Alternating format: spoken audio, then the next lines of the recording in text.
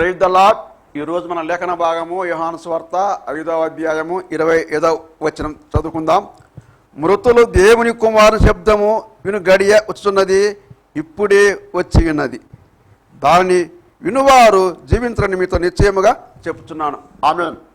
దేవునికి స్తోత్రం. హల్లెలూయా. మన ప్రభువును ప్రియరక్షకుడైనటువంటి యేసుక్రీస్తు నామములో మీ అందరికీ ప్రత్యేకమైన వందనాలు తెలియజేస్తున్నాను.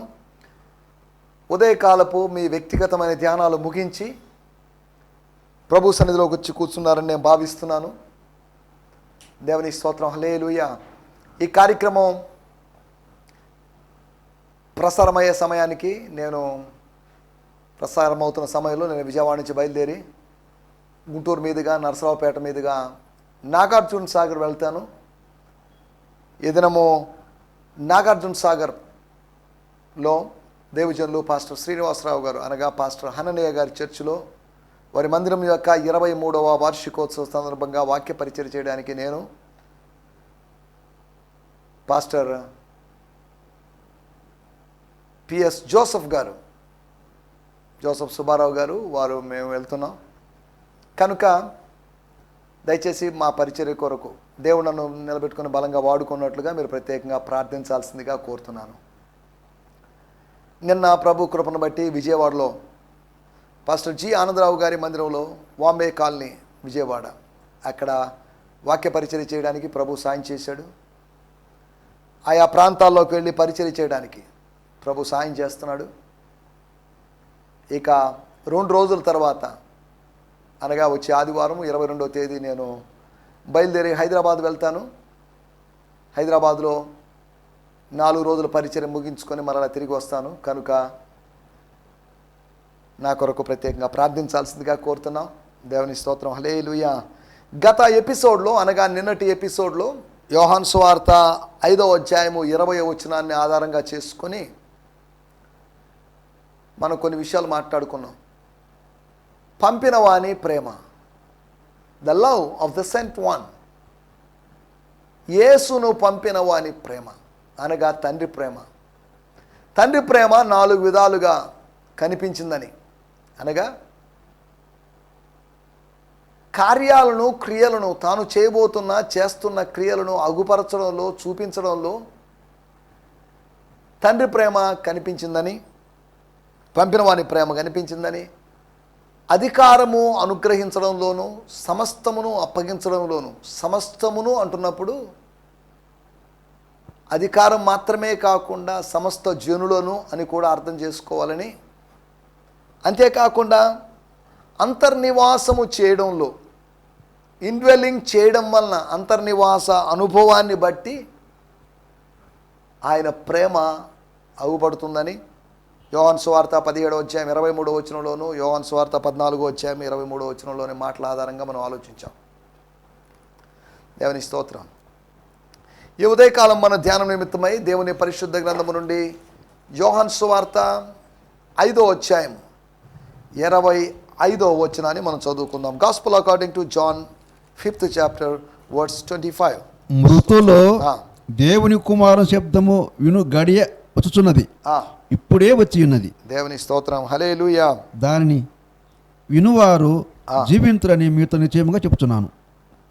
మృతులు దేవుని కుమారుని శబ్దము విను గడియ వచ్చుచున్నది, ఇప్పుడే వచ్చి ఉన్నది.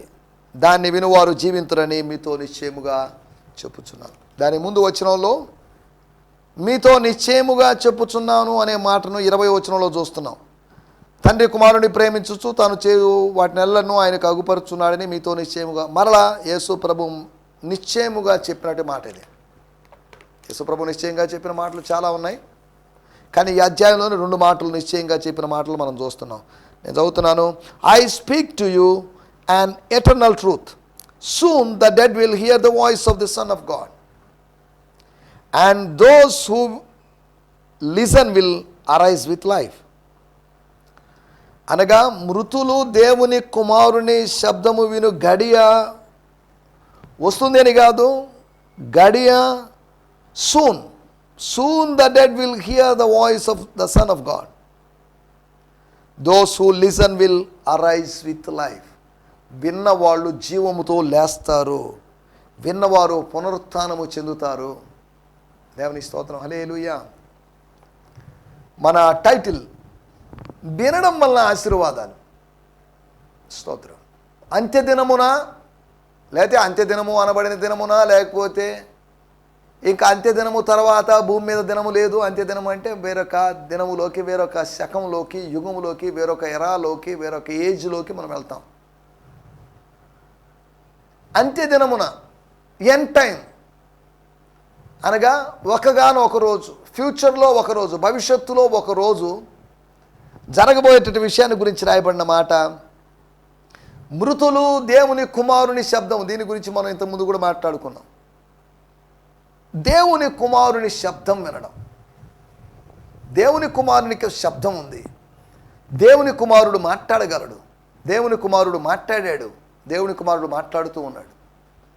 యెహోవా స్వరము ఏం చేస్తుంది అనేటువంటి విషయము కీర్తన గ్రంథము 29వ అధ్యాయంలో మనకు వేరు మాటలుగా చెప్పబడ్డాయి. మనం ఇప్పుడు ఆలోచించడం లేదు. మీకు ఖాళీగా ఉన్నప్పుడు, సమయం దొరికినప్పుడు 29వ కీర్తన దయచేసి చదవాల్సిందిగా మిమ్మల్ని ప్రేమపూర్వకంగా కోరుతున్నా. ఒక మంచి కీర్తన, అన్నీ మంచివే, కానీ 29వ కీర్తన యెహోవా స్వరం, the voice of the lord. వాటిలో ఒక మాట, యెహోవా స్వరము లేళ్లను ఏనజేయును. దేవుని స్వరం అనగా దేవుడే. దేవుని స్వరం అంటే దేవుడు. దేవుడు ఏం చేస్తాడు అనేది అక్కడ రాయబడింది. ప్రతి కీర్తనలో కూడా ఇంచుమించు దేవుడు ఏం చేస్తాడని రాసింది. దేవుడు గతంలో ఏం చేశాడు, భవిష్యత్తులో ఏం చేస్తాడు. గతంలో చేశాడు అనే దాన్ని చెప్తున్నారంటే భవిష్యత్తులో చేస్తాడు అని అర్థం. నిన్న చేసిన వాడు నేడు చేయగలడు, నేడు చేసిన వాడు రేపు చేయగలడు. స్తోత్రం, హల్లెలూయా. నిన్న చేసిన వాడు రేపు చేయగలడు, నేడు చేసిన వాడు రేపు కూడా చేయగలడు. సరే, దేవుని స్తోత్రం, హల్లెలూయా. వినడం వల్ల ప్రయోజనం ఉంది. వినడం మంచిదే. చాలామందికి వినడం ఇష్టం లేదు, మాట్లాడటమే ఇష్టం. వాగుడుకాయలాగో లేదా చాటర్ బాక్స్ లాగో అవతల వ్యక్తి ఏం చెప్తున్నాడో, హలో ఉండండి ఒక్క నిమిషం, లెట్ మీ ఫినిష్, లేదా చెప్పనివ్వండి, నన్ను మాట్లాడనివ్వండి అని అడిగి మరి మాట్లాడాల్సిన పరిస్థితి. వినుటకు వేగిర పడేవాళ్ళుగా ఉండాలి, మాట్లాడుటకు నిదానించువారుగా ఉండాలి, కోపడుటకు నిదానించువాడుగా ఉండాలి. కోపము మాట విషయంలో మాత్రం నిదానించాలి, వినే విషయంలో మాత్రం ఈగర్గా ఉండాలి, శ్రద్ధగా, ఆసక్తిగా ఉండాలి. చెప్పండి, ఏదని చెప్పండి అని అనాలి. కానీ నేను చెప్తా, మీరు వినండి, నేను చెప్పేది విను అని అవతల వ్యక్తిని మనం నోరు మూయిస్తున్నాం. మనం జాగ్రత్తగా ఆలోచించాలి. మృతులైన వారు ఆత్మ సంబంధమైన మృతులైనా, అక్షరార్థమైన మృతులైనా కానీ వారు మృతులేమో కానీ వినేటువంటి పాసిబిలిటీ ఉంది. లాజరు మృతుడే కానీ దైవస్వరం విన్నాడు. ఆదాము ఆత్మీయ మృతుడే కానీ దైవస్వరం విన్నాడు. ఆదాము నువ్వెక్కడా అనేటువంటి దైవస్వరాన్ని విన్నాడు.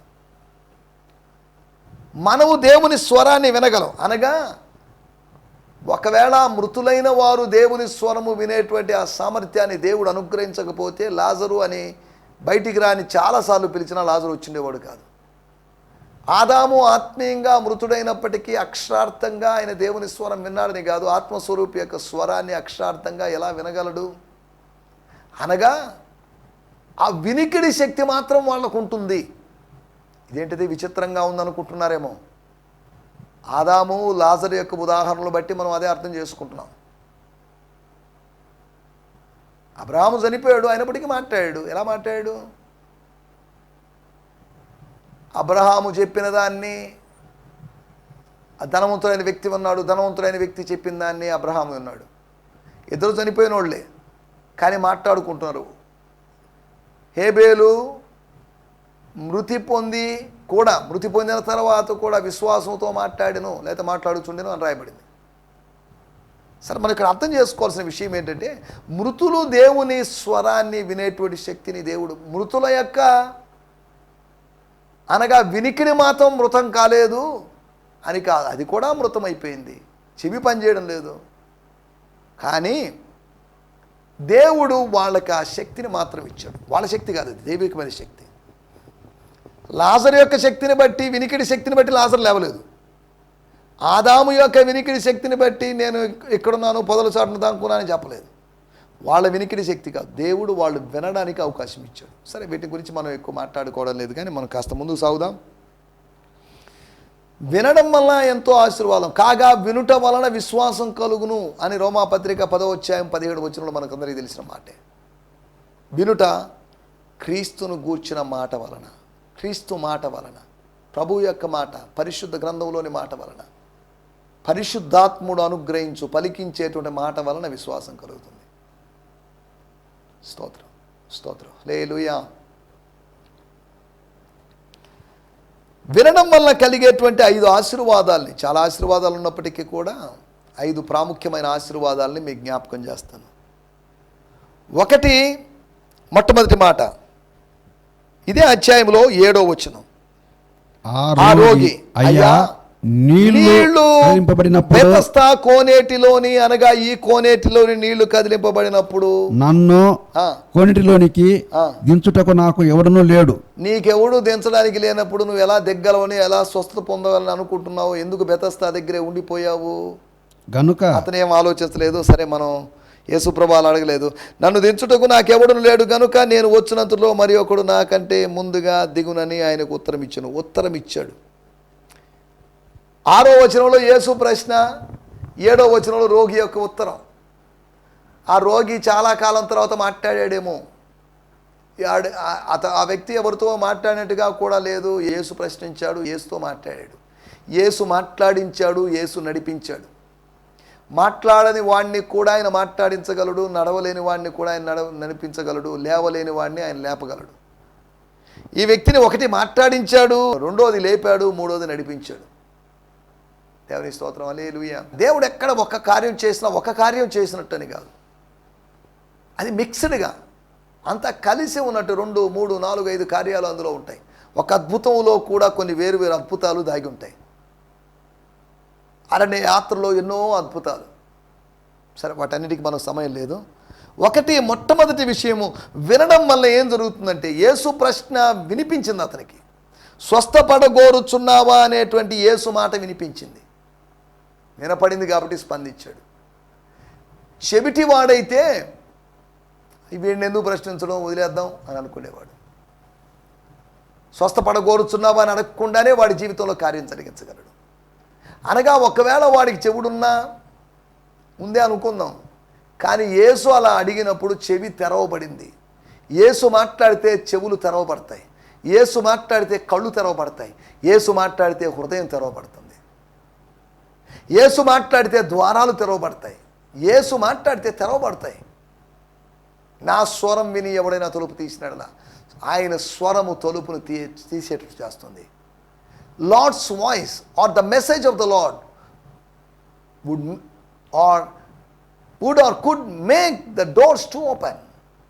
డోర్స్ ఓపెన్ అయ్యేటట్టు చేస్తుంది దేవుని యొక్క స్వరం. మూయబడిన ప్రతి ద్వారం ఎఫ్ఫతా అనగా తెరవబడునుగాక, తెరవబడాలి. దేవుని స్తోత్రం. మూయబడిన అనుభవంలోంచి తెరవబడిన అనుభవంలోకి మనం రావాలి. దేవుని స్తోత్రం, హల్లెలూయా. ఒకటి, మొట్టమొదటి విషయం, వినడం వల్ల ప్రయోజనాలు. The benefits of listening. Number 1 benefit ఏంటంటే, వినడం వల్ల వాడి ఆన్సర్ చూడండి. యేసు ప్రభు యొక్క ప్రశ్న చిన్నదే, స్వస్థపడగోరుచున్నావా, 2 పదాలు. కానీ ఆ రోగి యొక్క జవాబు చూడండి, అయ్యా నీళ్లు కదిలింపబడినప్పుడు నన్ను కోనేటిలోకి దించడానికి ఎవరో లేరు, నేను వచ్చినంతలో మరి ఒకడు నాకంటే ముందుగా. ఎంత వివరణ ఇచ్చాడు చూడండి. స్వస్థపడగోరుచున్నావు అనేది చిన్న ప్రశ్నకి చిన్న ఆన్సర్ ఇవ్వచ్చు, వివరణ ఇచ్చాడు. వినడం ద్వారా వివరణ ఇవ్వగలం. మనం వివరింప చేయడానికి దేవుడు మనకు వినిపిస్తున్నాడు. తన స్వరాన్ని, తన సువార్తని, తన సత్యాన్ని మనకు వినిపింపజేయడానికి ఒక కారణం ఉంది. అదేంటంటే మనం వివరించగలం, వివరించగలిగేటట్టు చేయాలి. వివరించేటువంటి శక్తిని మనం వినడం ద్వారా వస్తుంది. వింటే మనం నేర్చుకుంటే వివరిస్తాం. దేవుని స్తోత్రం, హల్లెలూయా. వివరించగలనా నీ ప్రేమను అని భక్తులు పాడతాడు.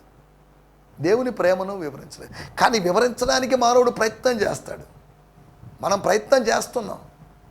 ఏమండి దేవుని ప్రేమ నాకు తెలియదండి, ఏమో దేవుని కృప నాకు తెలియదు అంటాం. దాన్ని వివరించడానికి మనం ప్రయత్నం చేస్తున్నాం. దేవుని ప్రేమ కృపకు ఉదాహరణలు బైబిల్లో మనం కనుగొంటున్నాం. మన వ్యక్తిగతమైన జీవితాల్లో అటువంటి అనుభవాలని మనం కలిగి ఉన్నప్పుడు అవి ప్రజలతో పంచుకుంటున్నాం. స్తోత్రం, హల్లెలూయా.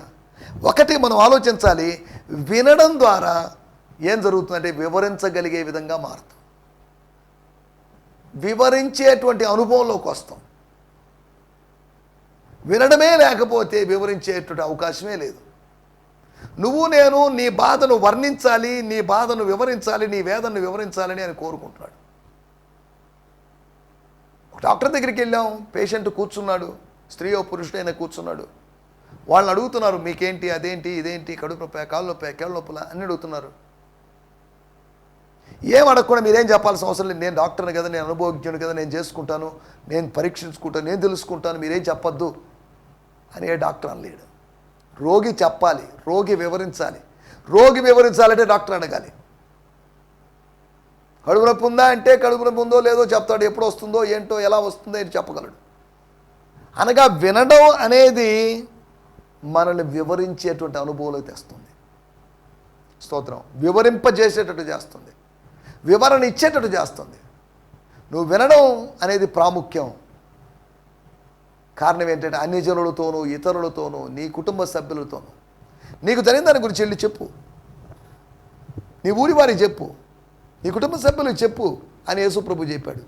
నువ్వేదైతే పొందుకున్నావో, ఏదైతే అనుభవించావో దాని గురించి వర్ణించు. భాష చాలకపోవచ్చు, లేకపోతే వాక్చాతుర్యం లేకపోవచ్చు, కానీ ఇతనికి వాక్చాతుర్యం ఏదో ఉందని కాదు, అతడు నతివాడని అని కూడా కాదు. కానీ అతడు ప్రశ్నించినప్పుడు, యేసు యొక్క ప్రశ్న విన్నప్పుడు, యేసు యొక్క క్వశ్చన్ని ఆయన విన్నప్పుడు చక్కటి ఉత్తరం ఇచ్చాడు. ఆ ఉత్తరం చక్కటిది అని కూడా మనం అనడం లేదులేండి, ఉత్తరం ఇచ్చాడు. యేసు ఆ ఉత్తరము సరైందా కాదా అని, లేదా ఆన్సర్ కరెక్టా అని మార్కులు వేసేటట్టు ఉపాధ్యాయుడిలాగా అక్కడికి రాలేదు, ఒక డాక్టర్ లాగా అక్కడికి వచ్చాడు, ఒక టీచర్ లాగా అక్కడికి రాలేదు. కోనేటి దగ్గర ఆయన డాక్టర్ లాగా డాక్టర్ అవతారం ఇచ్చాడు, డాక్టర్ రూపంలో వచ్చాడు. కానీ అదే సమయంలో 14వ వచనంలో అటు తర్వాత యేసు దేవాలయంలో వాడిని చూసి వాడి దగ్గరికి వచ్చిన ఒక టీచర్గా వచ్చాడు. దేవుని స్తోత్రం. ఆయన ఒక వైద్యుడు, అదే సమయంలో ఆయన ఉపాధ్యాయుడు కూడా. దేవుని స్తోత్రం, హల్లెలూయా. తర్వాత రాయబడింది 16వ వచనంలో ఆయన హింసించబడ్డాడు, హింసకు గురయ్యాడు, హింసకు లోనయ్యాడు. అనగా he's a sufferer, he's a doctor, he's a teacher, he's a sufferer. ఆయన శ్రమానుభవం కలిగినవాడు, శ్రమించేవాడు. స్తోత్రం. శ్రమపడ్డవాడు. స్తోత్రం, హల్లెలూయా. మొట్టమొదటి విషయము వినడం ద్వారా వివరించగలం మనం. రెండో విషయము వినడం ద్వారా జరిగేటువంటి పనులు. 8, 9 వచనాల్లో మనం గమనిస్తే, యేసు నీవు లేచి నీ పరుపెత్తుకొని నడువుమని వానితో చెప్పగా వెంటనే వాడు స్వస్థత నొంది తన పరుపెత్తుకొని నడిచెను. స్తోత్రం, హల్లెలూయా. అనగా వినడం అనేది నడిపింపును మనకిస్తుంది. Hearing from the Lord, hearing the Son of God makes us to walk. Walking అంటే లివింగ్. స్తోత్రం. ఇక్కడ ఉపయోగించబడినటువంటి మాటకి వాడు పరుపెత్తుకొని తన పరుపెత్తుకొని నడిచెను అనే మాటకి పెరై అనేటువంటి గ్రీకు పదం. అనగా టు లీవ్, అనగా టు ఫాలో. వెంటనే వాడు స్వస్థత నొంది తన పరుపెత్తుకొని జీవించను, తన పరుపెత్తుకొని వెంబడించను అని కూడా తర్జుమా చేయొచ్చు. స్తోత్రం, హల్లెలూయా. పరుపెత్తుకొని నడిచెను అనే మాటకి పరుపెత్తుకొని జీవించను, పరుపెత్తుకొని వెంబడించను అని కూడా తర్జుమా చేయొచ్చు అని చెప్తున్నాను. సరే, దేవుని స్తోత్రం, హల్లెలూయా. రెండో విషయము, నువ్వు వినడం ద్వారా నీకు ఒక నడిపింపు వస్తుంది, దైవికమైన నడిపింపు వస్తుంది.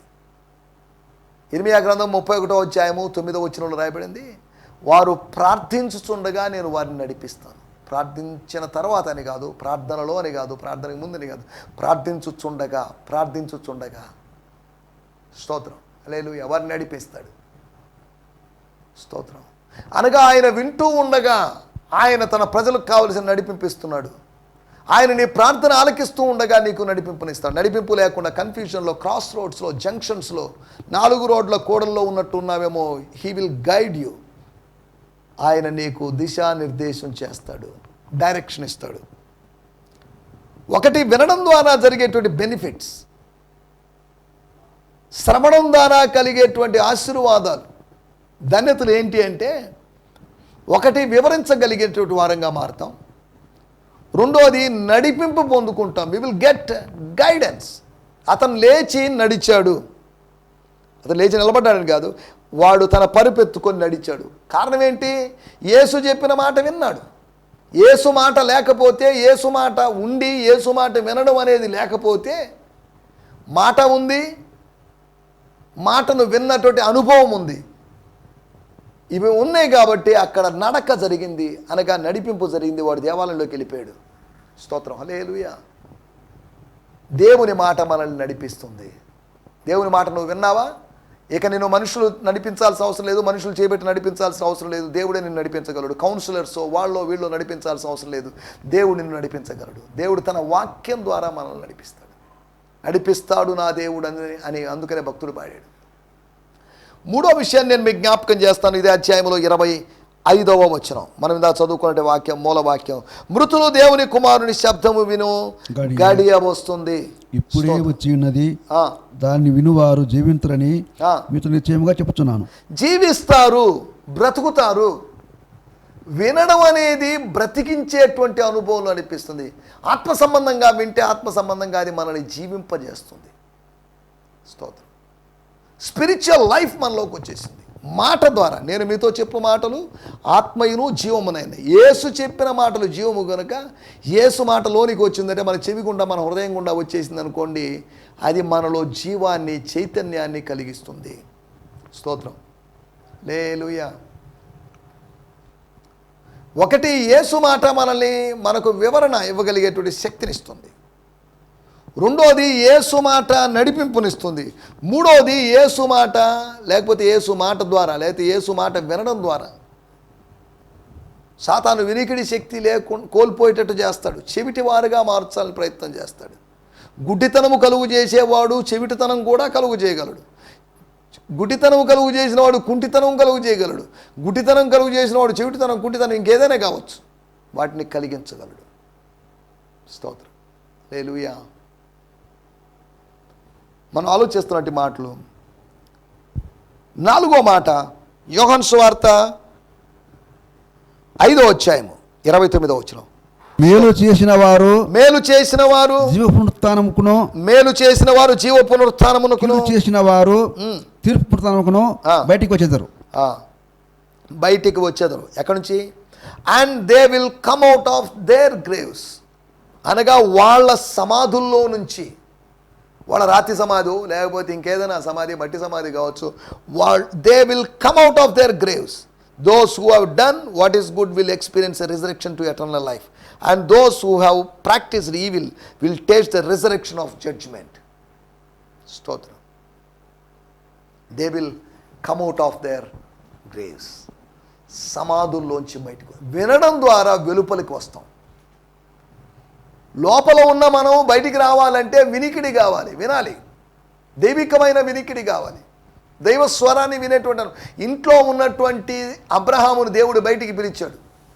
దేవుని స్వరం విని బయటికి వచ్చేసాడు.